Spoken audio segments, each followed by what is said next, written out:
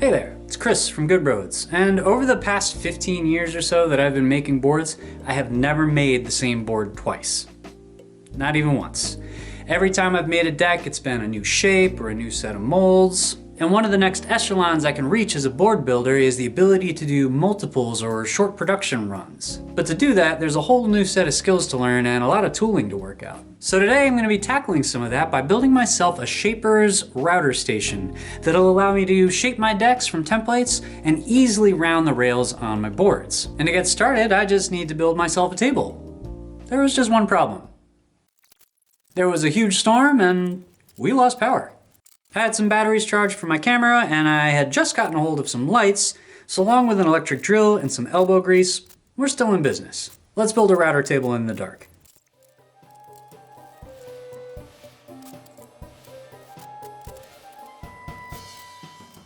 I'm making my table using these 1/2-inch plywood boards that I pulled out of a demolition project on my property. I like using reclaimed wood where I can. It saves money and reduces the impact of my projects on the environment.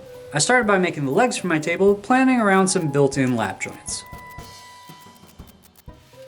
No power meant no miter saw, so I grabbed a handsaw and started getting my cardio in. 1.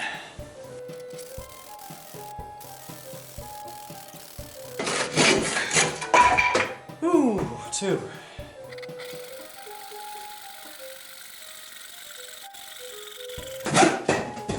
3.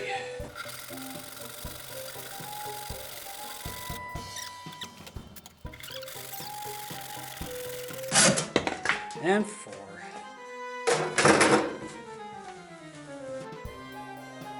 Then I started the cross braces. Shoot. Well, that's the last of the light, I guess.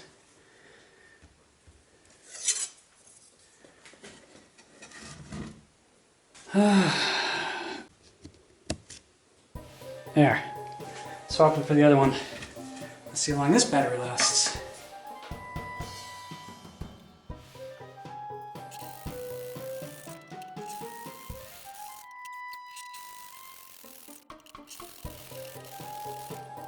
Once the braces were done, I started assembling the sides of my table.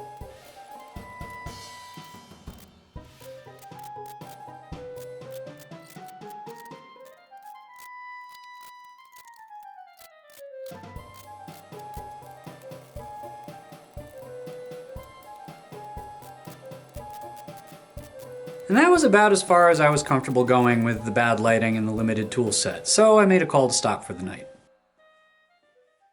Alright, I'll see you guys when the power comes back on.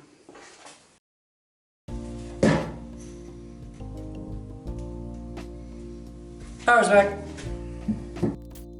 With the chop saw up and running again, I made the braces for the other two sides of the table and assembled the frame.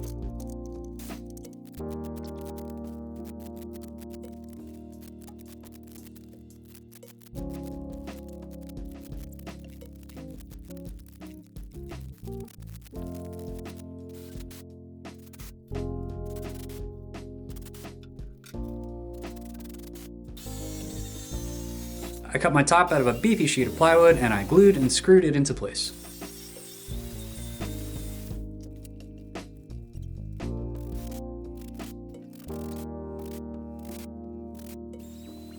Then I ran over everything with a palm sander just to clean up the rough edges. This router table is primarily going to be for shaping decks using patterns and a flush cut router. This is kind of a standard flush cut router bit. And this is the bit I'm going to be using for my setup. Big, dangerous, angry piece of massive metal. And it is going to be spinning very fast. Very, very fast. I'm going to be completely clear with you guys here. I am afraid of this thing, and that is, I think, the correct way to feel about it. It could easily maim me in the blink of an eye, and a healthy fear and respect for tools like this is what keeps you safe in the shop. So the next thing I need to do is make a space for the big spinny death metal to come up through my router table. And to do that, I'm just using a Forstner bit. Then I sanded the tabletop smooth. Next, I used the spare bit of plywood to add some additional surface area to one of the legs of the table. I'll show you why in a minute.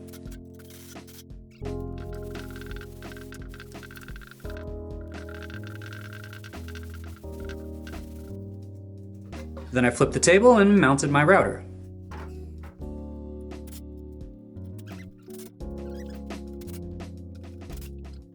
And adjusted the bit until the guide bearings were at the right height.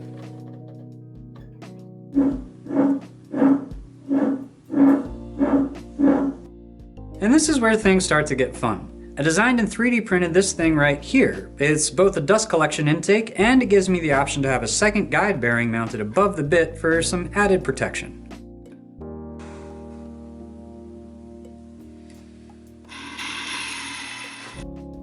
All I've got to do is get it lined up and screw it in place.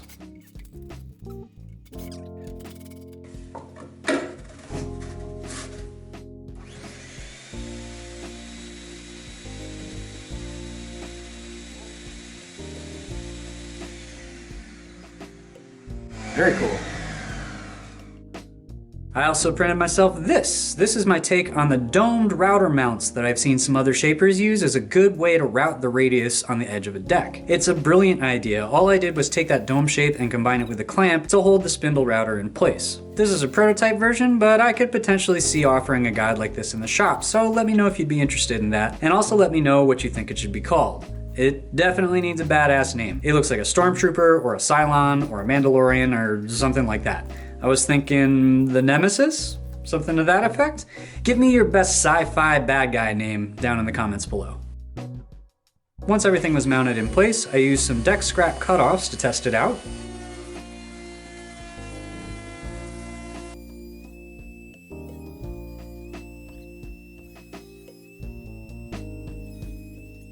And it works great. That was the easiest time I've ever had rounding rails. Which I guess means it's time to put the whole thing to use. I grabbed my template and the blank that I pressed in the last video. Use this janky bandsaw guide to help rough cut the deck, and if you've got any tips on how to do this better, I would love to hear them. And then it was time to fire up the evil angry death machine. That is quite scary.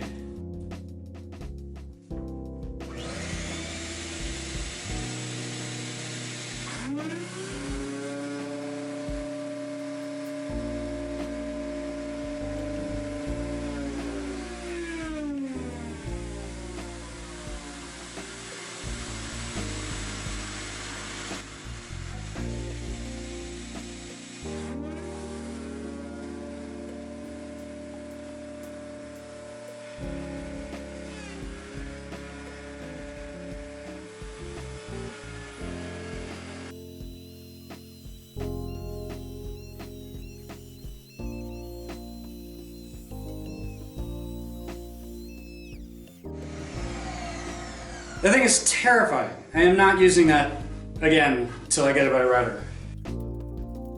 It worked though. It worked really well. Now to try the other part of my contraption.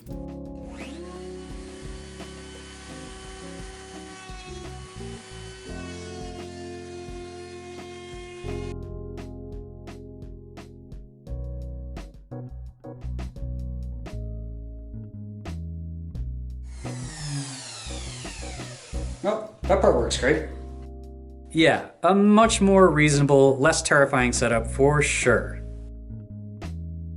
And there we have it, a perfect copy of the freestyle deck that I made that kicked off this whole project, roughed out and ready to finish. This marks an exciting new era of board building for me. This means that now, if I make a good deck, I can make more of them and get them out under the feet of other riders. Get feedback, get improvement, get people riding them who are better than I am. I can make multiples. I am truly on my way to being a small skateboard shop, and let me tell you, it feels really cool. I absolutely need to replace the router that's in the router table. The good news is I already have a better router. It just has the wrong collet size. Are collets generic? Can I get just any old half-inch collet, or do I need to get one that's specifically made by Ryobi?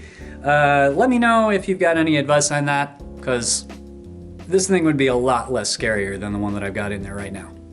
But even with a more stable router in place, that profiling bit is still terrifying. So I also picked up this big honkin' emergency shutoff switch. With all those upgrades in place, I will at least feel like my profiling router is safe enough to use more than once. That 3D printed rail rounding jig, on the other hand, works excellently. I've got a couple improvements I'd like to make to it in later versions, but if you'd be interested in getting your hands on one or maybe grabbing the files at some point, let me know down below. The next step is going to be to refine this blank, add some graphics, get it set up, and put it through some riding, see if it survives, and hopefully it'll last a lot longer than the previous version. So, if you want to see how that goes, or any of the other awesome DIY projects I tackle here on the channel, you're gonna have to go ahead and hit that subscribe button. Huge shout out as always to my supporters over on Patreon. Could not make it happen without you. Your support means the world to me. Thank you so much. That's gonna be it for this week. I love having you guys along for the ride, so until next time,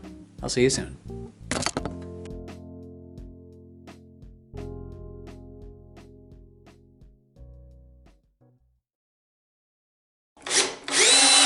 Oh, that broke. Be kind to your prototypes.